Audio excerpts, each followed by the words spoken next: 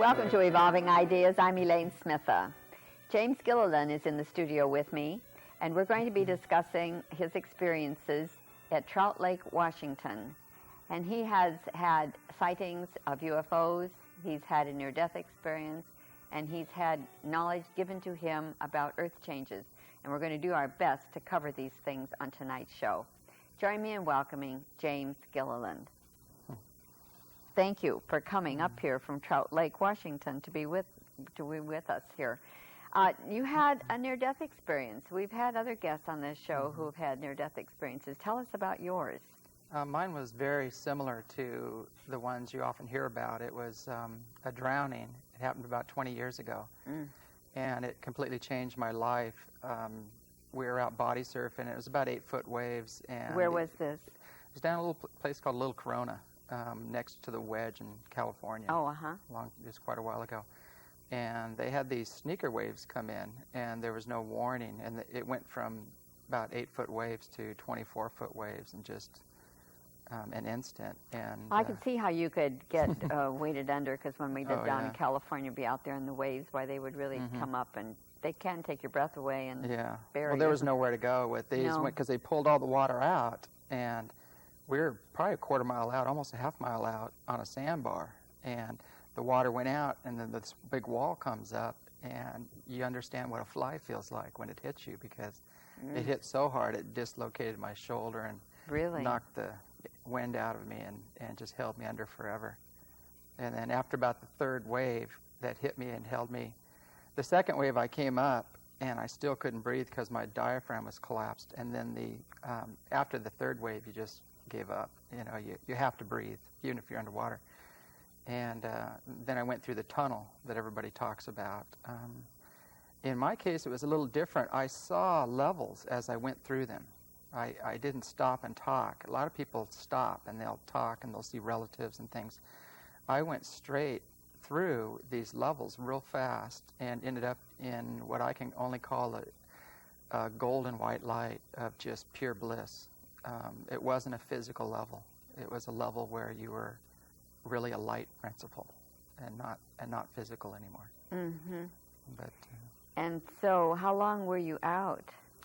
I don't know about that part. How did you get retrieved? I mean, what happened? They wash you up on the beach? Yeah, or actually, that's what happened. Even the lifeguards weren't coming in and getting people. And the friend I was out with, he actually got thrown over the jetty and got hurt really bad on the rocks and everything. Gosh. And I don't know what happened between that third wave, where I was pretty far out in the ocean, to the time I was on the beach. It was just after the experiencing the light. The next thing, I had a nice conversation with what I call the source, or whatever you want to call it. And true as any. Yeah, and I had to undo all my previous training about the nature of God or source because of that experience. And after the conversation, the last words I heard was I wanted to come back and talk to people about the true nature of source, what it is. Oh, I think that seems to be a natural inclination, that when you've had an experience of what we might call enlightenment, that it's so exhilarating and so blissful that you do want to share with others, because you like for others to be able to have that experience without maybe having to go through a drowning or, so I'm sure that you felt that impetus to do that. At first I didn't want to come back. I wanted to stay. That's why I hear this a lot. That was the first question I asked, was how can I stay? And I got an answer. It said I never told one of my children when to come or go. That's free will. And so I floated in this light for a while. And the second question I asked was, how do I earn the right to stay here because of my upbringing? And I was raised in a small desert town and went to a Catholic church. It was the only church school there. A little town called Apple Valley in the high desert. In California. Yes. In Southern California. And so the next question I asked was, how can I earn the right to stay?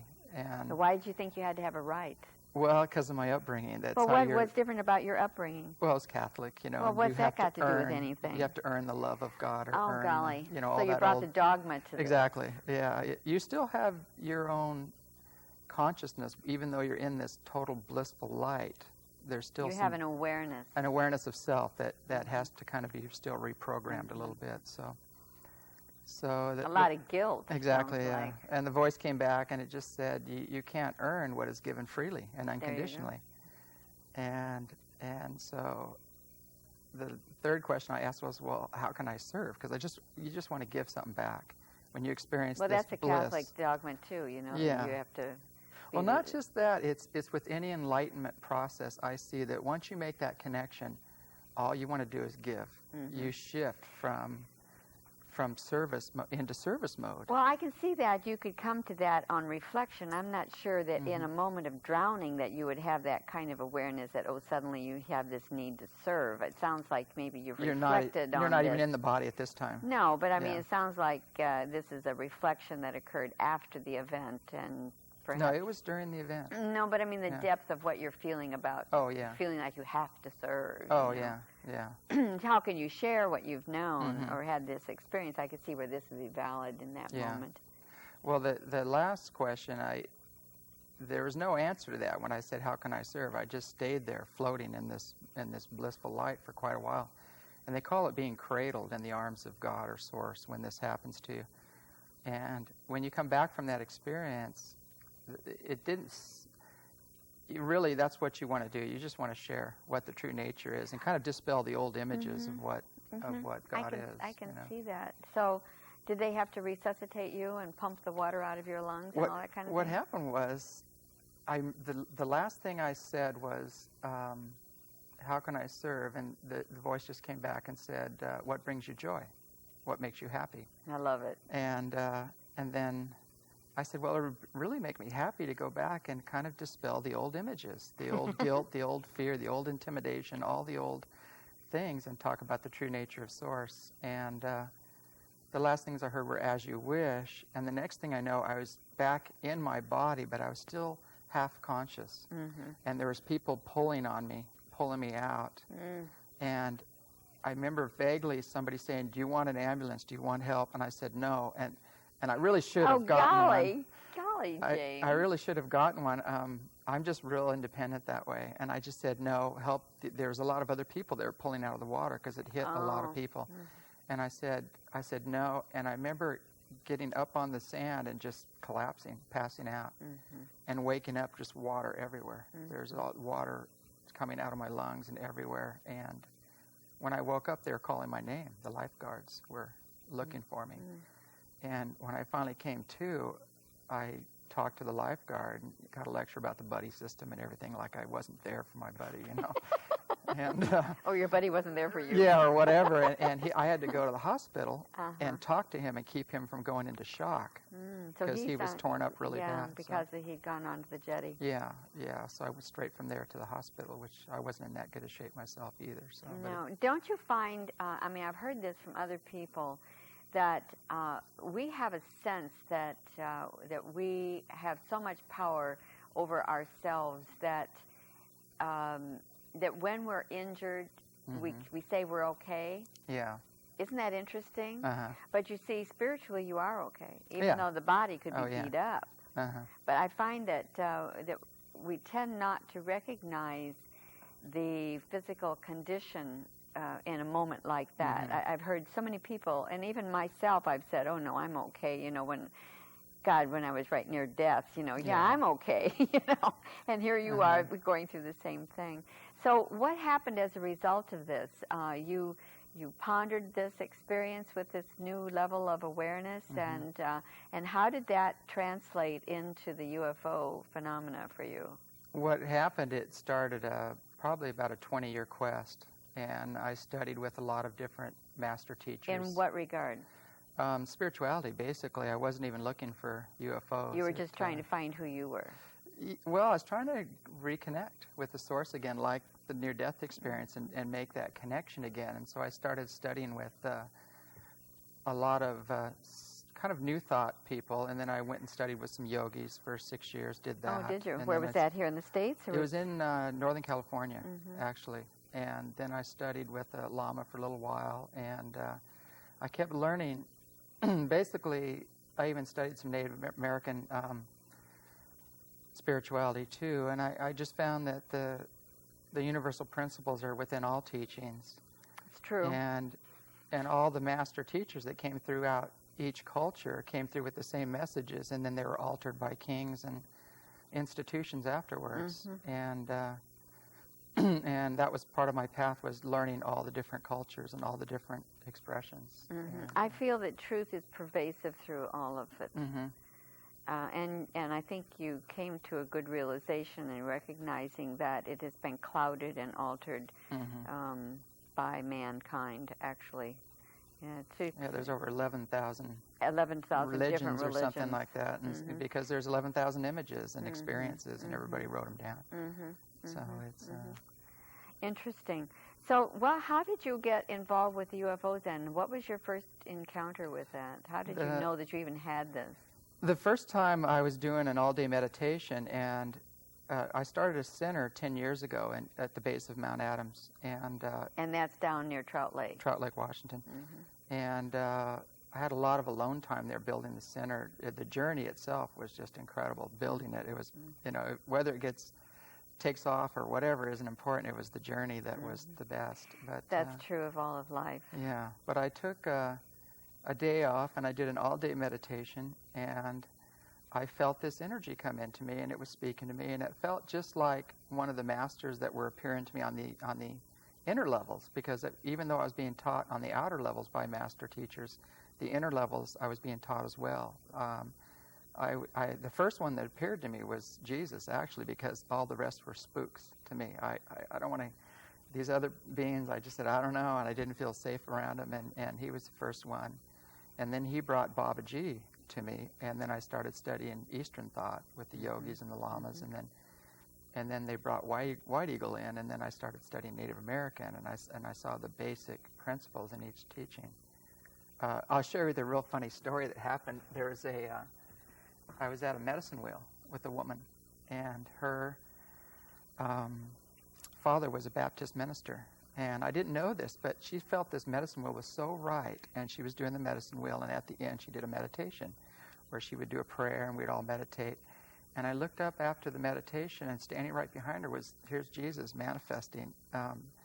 You can see him clairvoyantly. The other people couldn't see him, and presiding over a medicine wheel. And I just went, oh man, here I go again. It's all the same. They're all interchangeable. And I told her about it, and she just started crying, and I go, what's wrong? And she said she goes, my father's a Baptist minister, and I knew this was right, and that it's interchangeable, spirit's interchangeable. And it really opened her up to go forward even more on her path. But did you learn in all of your adventures that when you're talking about the spirit being, representing in different forms, that it's really all the same spirit, but we've just given different names to them? Yes, it's actually, they're all focal points. There's only one mind in the universe, or one consciousness, source. And we're all focal points within that consciousness. And some represent different attributes of the one consciousness, the way I see it.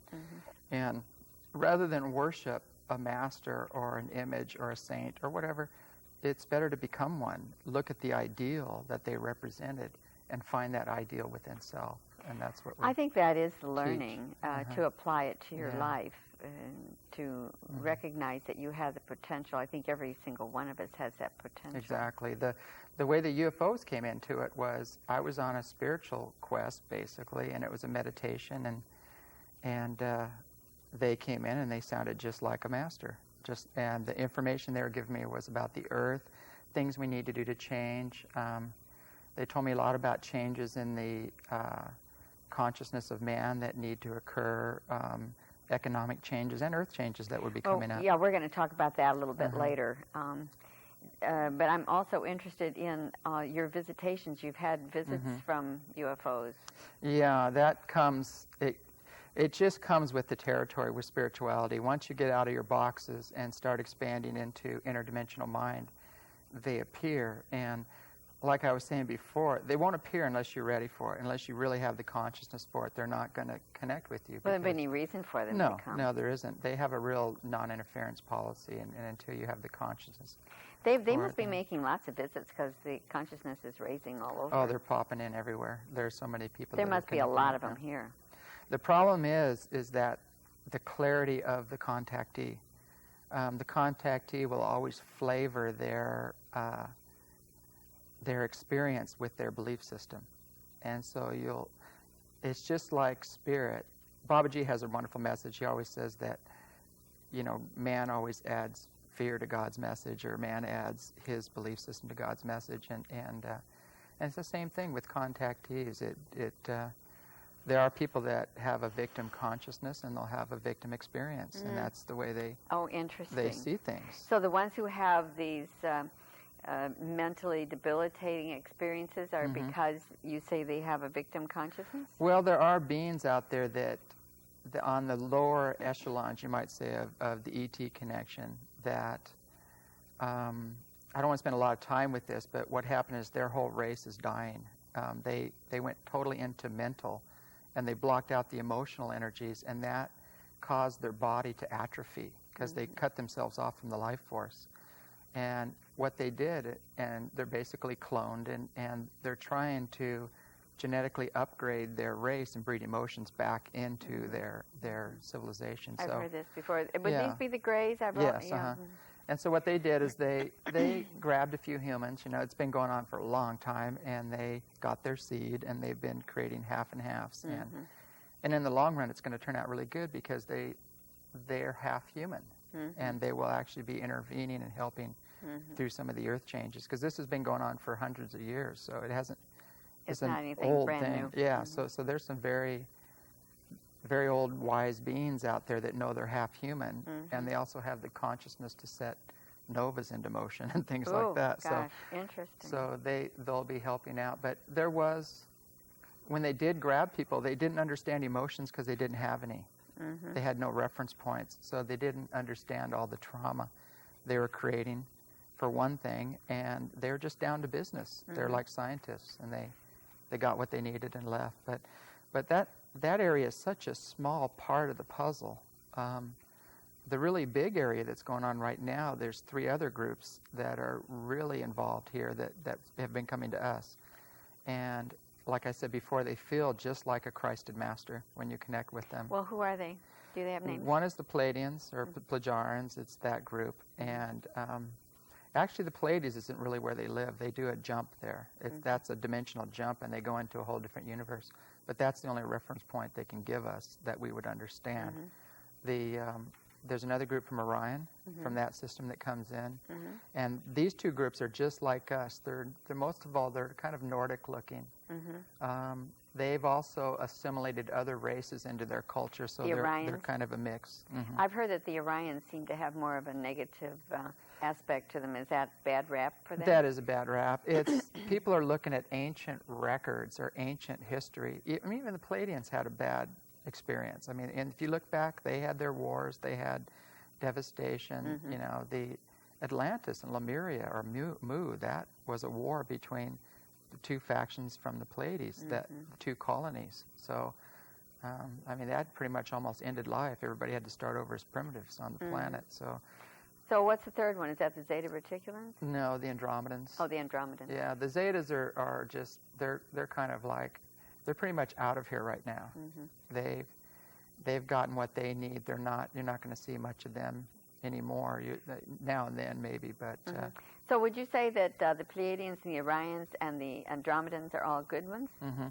So why are we hearing so much about the evil ones that are, trying to disrupt Earth and take over Earth? Mainly because evil always gets the mainstream press. It's unfortunately, but the negativity always takes off like a rocket, and the good stuff just kind of gets put on the back burner. But there are rogue elements out there. I would think so. I've always felt that the aliens were just a mix like humans, because we have good and we have evil here, and I would think that it would model that same thing in another dimension. It's as above, so below. So if I were to go to Europe and travel across Europe, and let's say I met a Frenchman and the guy was real negative towards me, do I say all Frenchmen are negative, or an Italian, or whatever? You can't do that. You could say in general, those people are really nice. There are some negative ones in that group. Well, it sounds like, according to some recent information, that the government feels that there is an element that wants to attack Earth and take over Earth, and so the military is really out there to Well, they see everything that way. That's true. Their reference points. Yes, probably the military has to define who they are and maintain it. Otherwise, you'd be out of a job, right? Mm-hmm. Well, it's what's funny about these ships is there's nothing they can do about the Palladian or the Orion or the Andromedan ships. They're so far beyond. It's like going after a lion with a pea shooter. It's not a good idea. They can't shoot them down. These things are interdimensional. Mm-hmm. It's like trying to shoot a light down. Mm-hmm. I think that really confuses them a lot. They don't know what to do with it. Well, I mean, how do you chase something that will just disappear and then reappear behind you? Yes, I know. Do you think that they have been manipulating us? Many people feel that humans have been manipulated to not necessarily express the finer points of humanity. And there are some viewpoints that express that they feel that this is the negative alien influence. And yet I have my own thoughts with regard to the fact that if they are so interdimensional and so far advanced in their own evolutionary station in this universe, that we're pawns. They could do anything they wanted to it. So if they really wanted to do something to us, they could have done it a long time ago. Well, it's the way I look at that is I've had not one negative experience with them. When I did plug into some of the Zetas, they would actually give me a headache. They were kind of aggressive with their energy, and I would push them out and just say no. If your brain is only functioning at 10%, you can be easily manipulated. That's if true. You're not awake. The one thing I've seen about there has been some manipulation. There was other kind of rogue groups that were here that were doing some manipulation, but a lot of that's pretty much ancient history, and whatever's left.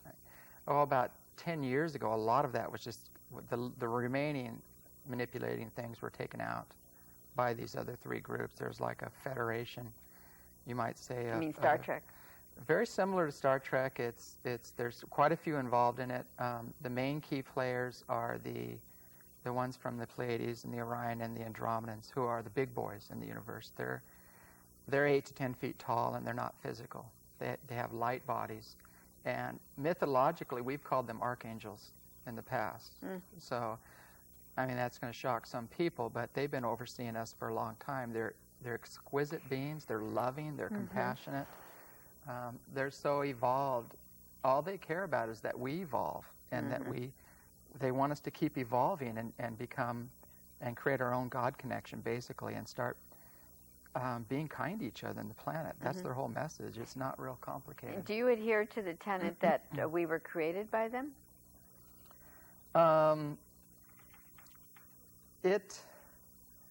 No, I wouldn't say so.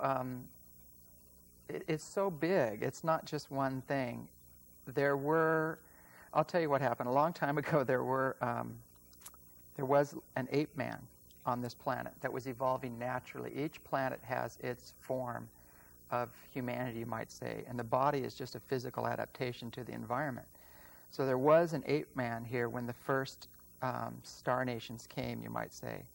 And yes, they added their seed to this ape man and jumped him up, biologically jumped him up. That's why there's no missing link.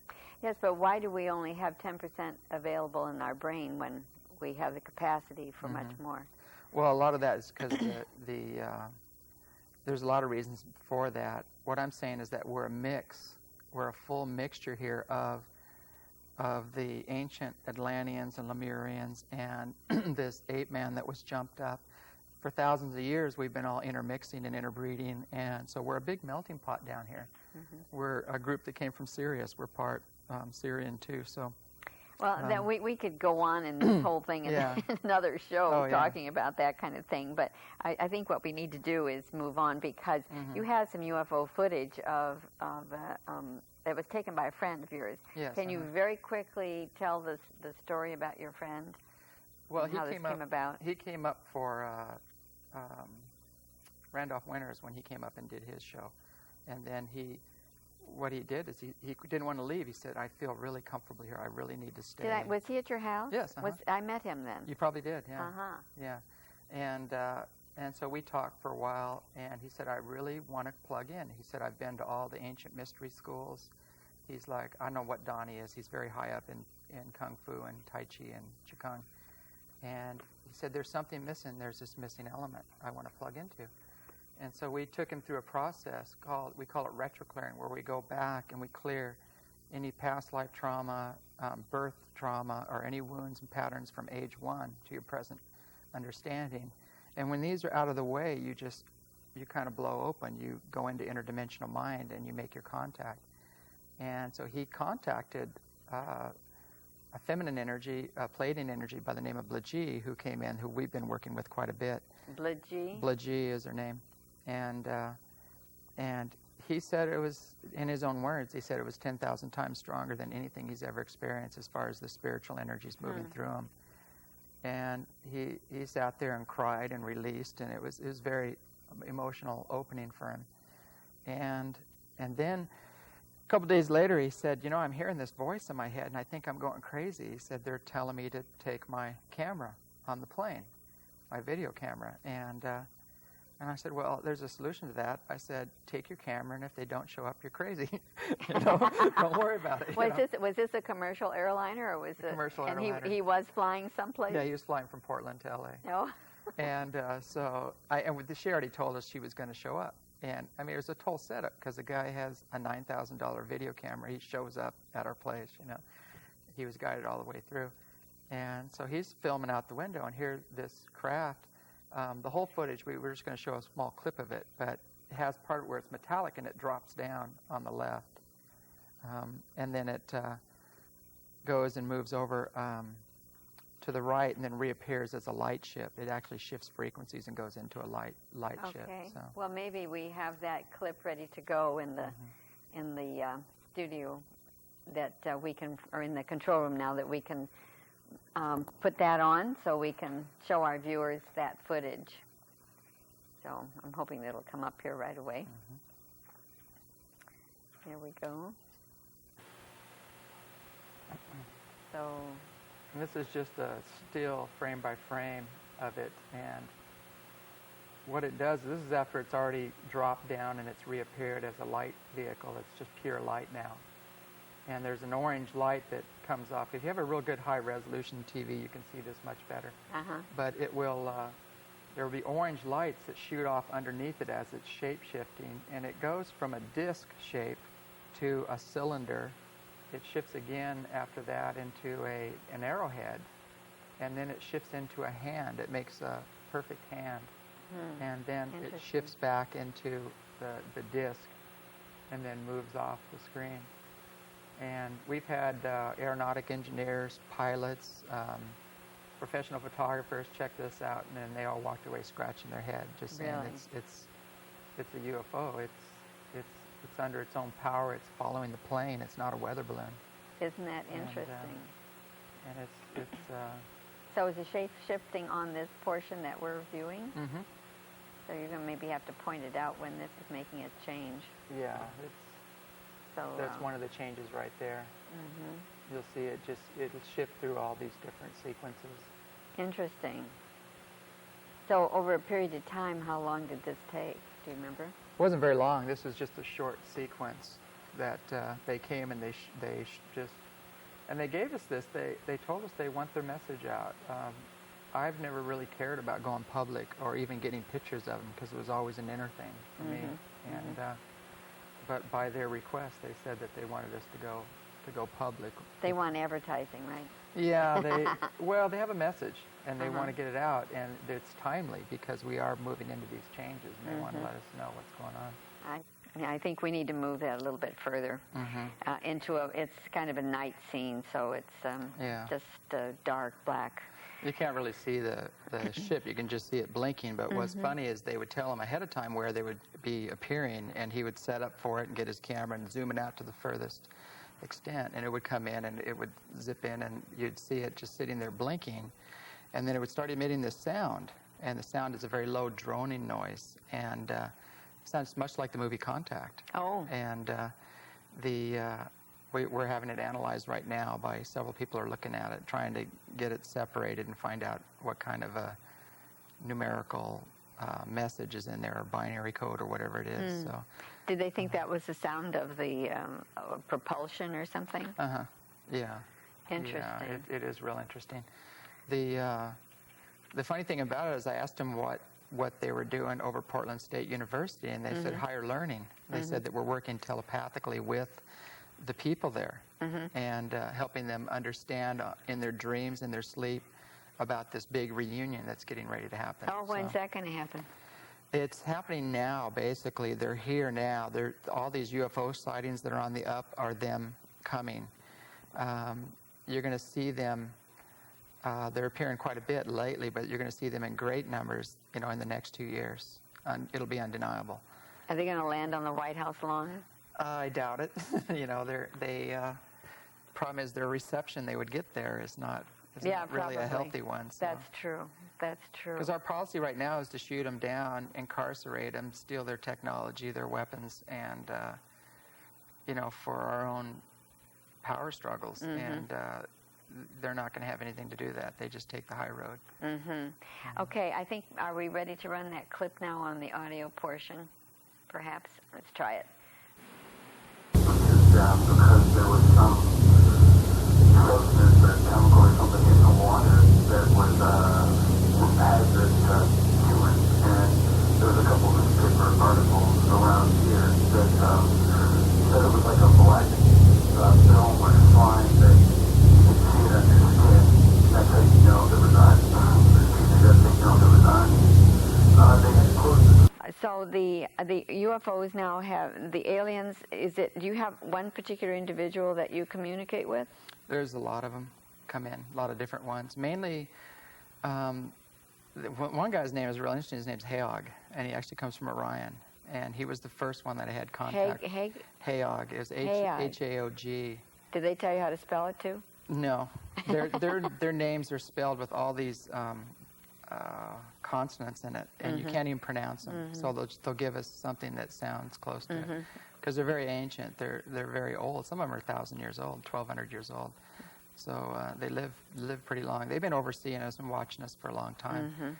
But we're at a point now where we're ready as a civilization to make contact, and our technology is evolving so fast right now, and it's outrun our spirituality that we are setting ourselves up if we don't get our act together for a disaster. And more repetition of what happened before. Exactly, and they don't want to see that. They want to avoid that. So how did you get the earth changes? How did that come about, that they gave you information about earth changes? The funny thing about earth changes is, and this is hard to explain, although I was having visions of the masters, and actually Mary was appearing to me quite a bit, and Mary and Ezekiel, who is this pure golden being that I connected with in the near-death experience, I didn't know till later, was manifesting himself to me as just a pure golden light. Well, now, is this the picture that we have here? That's one of them of Mary's energy coming down. Maybe we can get our camera to there. Come in on this. And there's a real large orange shaft of light going this way, and I was standing right here, and we have another picture, and it hit me right in the lower back. And I've had a disc problem there for years, and it just took care of it like that. Really? And so tell the viewers what is on this picture now. Well, this is what happened is this is facing west, and it's early in the morning. That camera is aiming west. The sun was in the east, low on the horizon behind the trees. There's no way it could have been a sunshot or a flare of the camera. And you can see the light bending. It's bending out in different directions. And everybody I've shown it said that the only way you could duplicate that really would put a large mirror up there or something. Some suspend reflective it. surface. But there was 10 witnesses there at the time when she took the picture, when the energy came in, and you felt the energy come in. Well, now you have you have Buddha in this picture, and Buddha is a statue that you have in the garden. Yeah, it's right at the front of the center. We kind of honor all the faiths. Okay. Is what we try to do. And then this Mary comes in. Energy comes in. It was her energy. But it looks like a statue too. No, this is a statue. This is a statue of Mary, and this is a statue of Buddha. And they're both the energy is coming down from the top. And all right, so it's just the red energy that... Yeah, exactly. I thought that this Mary came in as a statue that No. from this... I No. thought, well, this looks like a hologram to me. No, So those are just statues. Okay, so these are in your garden, but the energy is the red line. Yeah, it's descending down. All right, got it. And she caught on film, the woman there, she has the negatives and everything, and we could even we have testimony from her. She went on a couple other shows and gave testimony about Isn't that interesting? Okay, well, we've got that clarified. All right, okay. Well, now you've written a couple of books about your experience. One is Becoming Gods, and you have a new cover that's going to be coming out on that one. Yeah, This is the first book, Becoming Gods. And then, this is the new cover that'll be. It's going to be revised. Oh, that's nice because it has that same image picture on there, doesn't it? Mm-hmm. Oh, the camera's picking it up here. There we go. Yeah, that's going to be a great cover. That's good.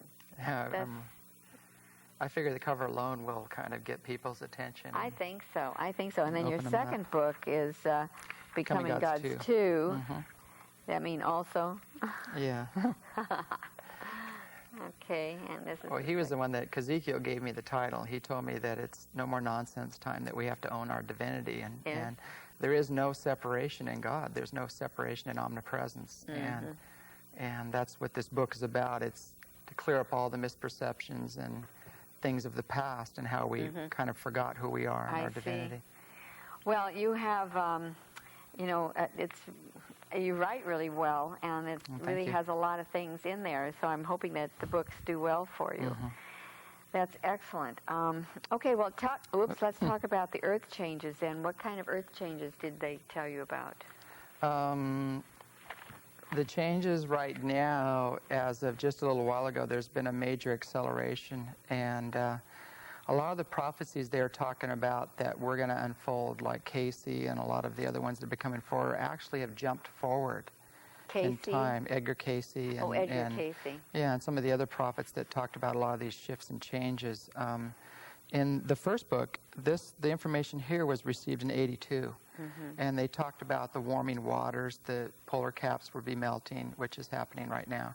They talked about the erratic weather, the storms, the flooding, all these things that were coming up, and an escalation in the earthquakes and volcanic activity, and shifts in consciousness as well. And they've hit them right on the button.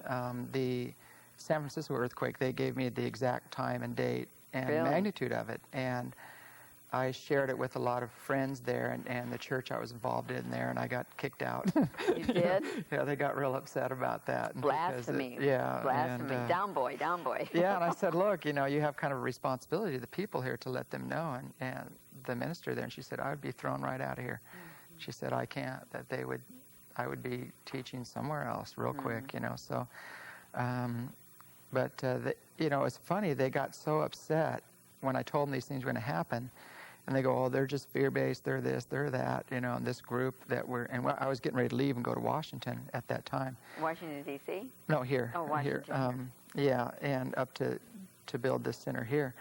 And it was really funny. And after the quake hit, I thought there'd be like a little bit of humble pie there, And I went back, and they're still angry, almost like I created it, saying, well, you were thinking about it, so you created. And I just said, look, I'm not that powerful.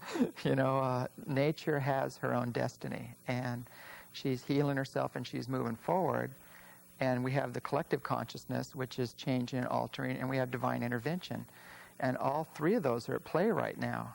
And so as these changes unfold, they're going to unfold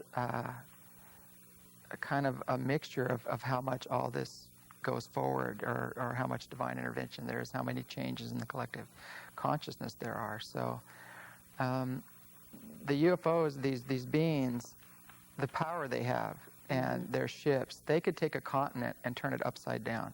They could move this planet, they could turn it into a cinder. Luckily, they're benevolent. They're very loving, very allowing, very forgiving. They're very benevolent. But they see that we have to evolve. And by taking away the wisdom gained from our self-created realities here and our experiences, we don't evolve. So they can't come in and fix everything and clean up everything, because it would stunt evolution, and that's not what they're about. They're about helping us to evolve. So and we go have forward. to wake up on our own account. Exactly. They can inspire us.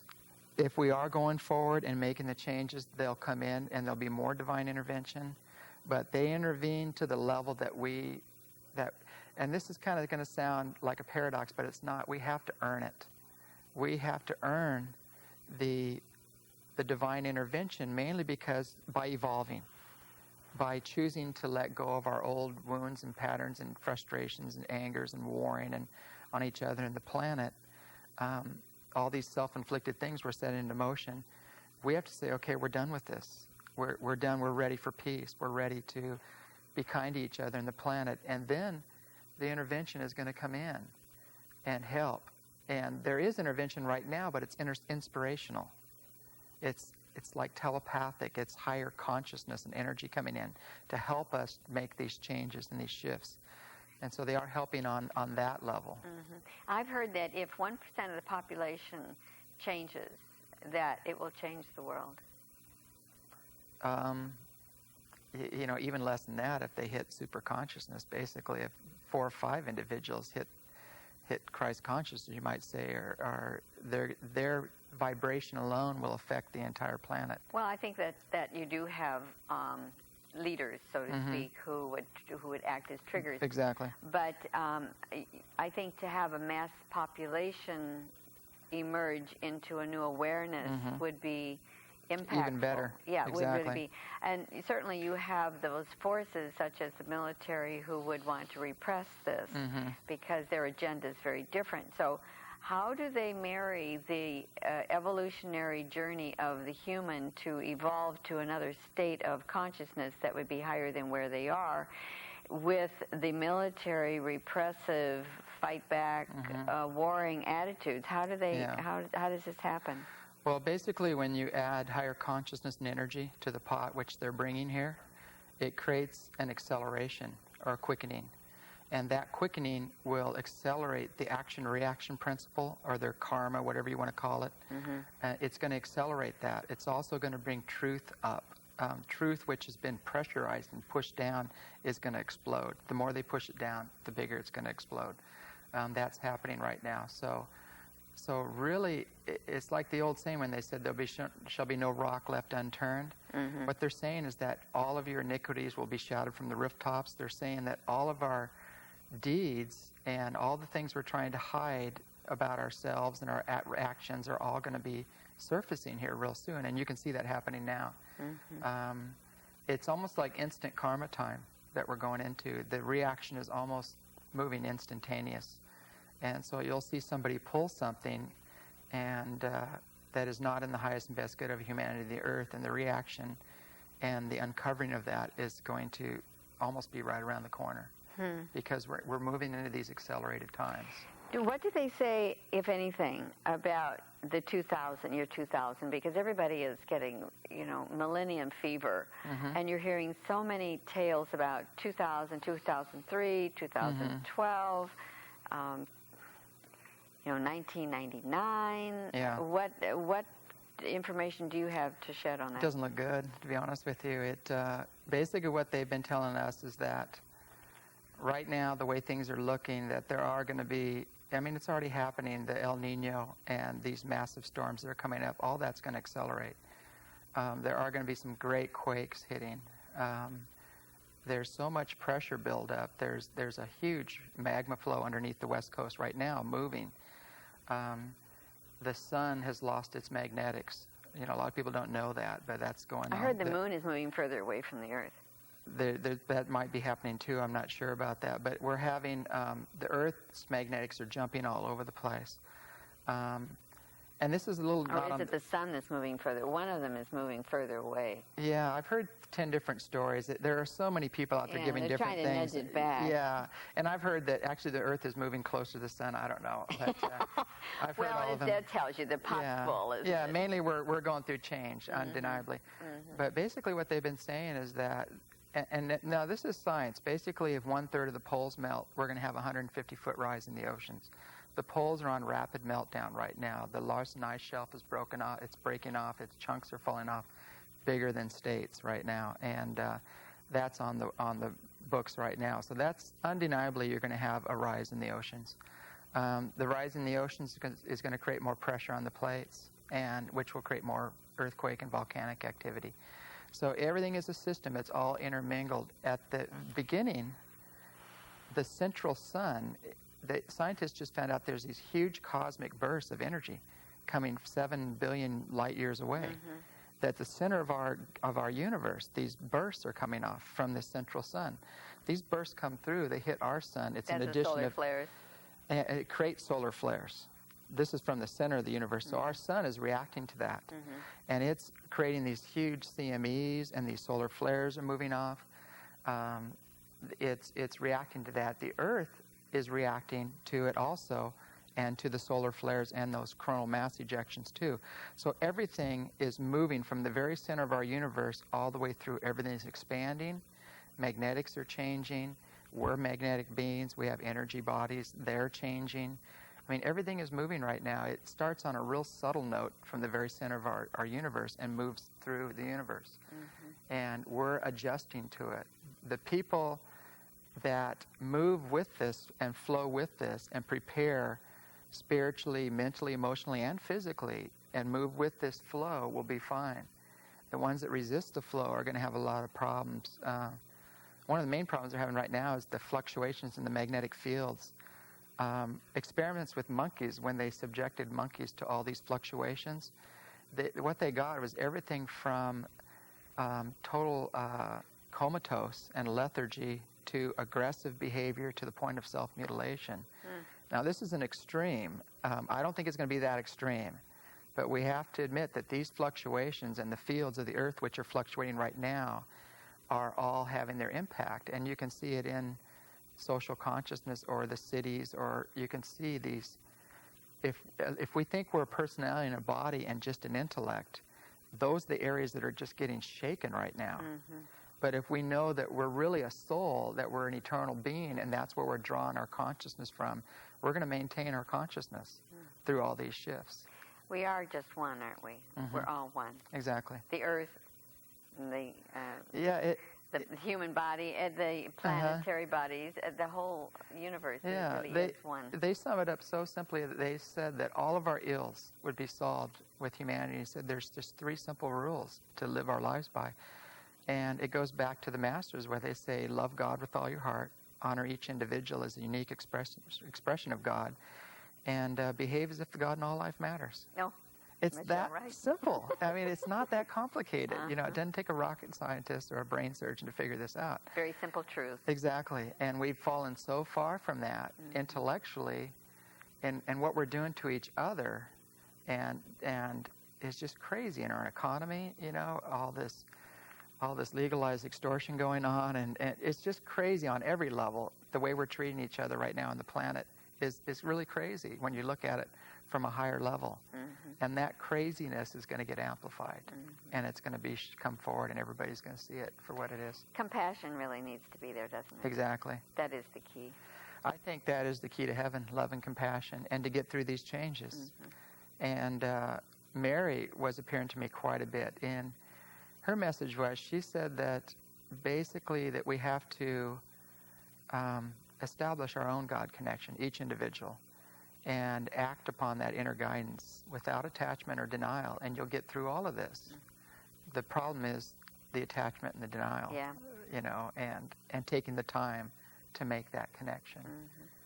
Well, do you think these diseases that are becoming rampant on the Earth are part of the shifting of things, the energies that are shifting that are causing these new diseases? Everything is mutating right now. Even all the lower forms are mutating. The frogs are mutating, the algae, the fish, things that breed in shallow water. The sun is putting out 2 new bands of energy right now on the ultraviolet, and that's causing a lot of problems. But it's shifting too. So it's everything is changing. It seems that right about when we're getting ready to get whacked by something, it gets taken care of somehow. It's like there's another energy that just kind of lifts us to the next stage. And if you just kind of lift with this energy, these things will miss you. But if you hang on to the old ways and the old beliefs, they'll get you. You know, Marshall McLuhan had an interesting statement when he was alive, and he would say, many of us are living in bonanza land. Yeah. We're way back with the cowboys and Indians and the bonanza land, living in yesterday rather than moving forward. I thought he was really quite profound. He's also the one that said the medium is the message. And that being television, we're part of that. Medium is the message. It is. So it just seems like there are all these changes that are occurring. I do see people moving, changing, shifting in their own self-awareness, becoming more cognizant of events that are occurring in their lives, trying to find some semblance of order for themselves out of all of this, what makes sense for them, that they can adopt a new way to live with the changes. I mean, I do think that there is an awareness. Yeah. In many areas, and I'm not saying this is totally across the planet, but there are pockets of people, and they must be the catalyst for all of this. Would you say this? Oh, yeah. I think that's happening everywhere. There's a lot of... it's nice because right now we're linking up with all these major centers of light, and right now with other light centers and other institutes. So we're all linking up right now and just maintaining the basics. And what about alien bases around the world? There's some places around the world that have, I've heard, the Antarctic and Brazil and Paraguay, and even in outside of Tibet and the mountains in the Himalayas. Most of those bases are all benevolent. There's a couple problem areas that have been cleaned up. Basically, that they're having some groups that were here that weren't really positive. But so they're doing their own cleanup of their own. Non-entities. So exactly. They're almost enforcing, it sounds like a paradox again, they're almost enforcing a non-interference policy. With the people that are interfering, they're saying enough. I mean, even the astral levels, the lower levels where you would go, like where malevolent spirits are, confused spirits, those are being cleaned up too. So all levels, you can't get away from the higher consciousness and energy and this shift that we're going through right now. You can't fly off to another planet and dig in, it's a universal thing. So interesting. So we just need to stay tuned, don't we? Exactly. Stay tuned and without attachment and denial, make the changes. Have no attachment to the outcome. That's a really good thing. Yeah. If you get a message that says go, go. There you go. Pack up, go. There you go. If that's what you need to do. Safe places to live. Is this a good place? Well, I don't know what your sea level is here. You're pretty low. Yeah, so you might want to go up. Might go up. Go up for the high ground. Great. James, thank you very much for joining me on Evolving Ideas and sharing your knowledge and experience. It was wonderful having you here. Thank you. Thank you for inviting me. To my viewers, thanks for tuning in. And join me next time when we explore another avenue of our universe and our relationship to it. I'm Elaine Smitha.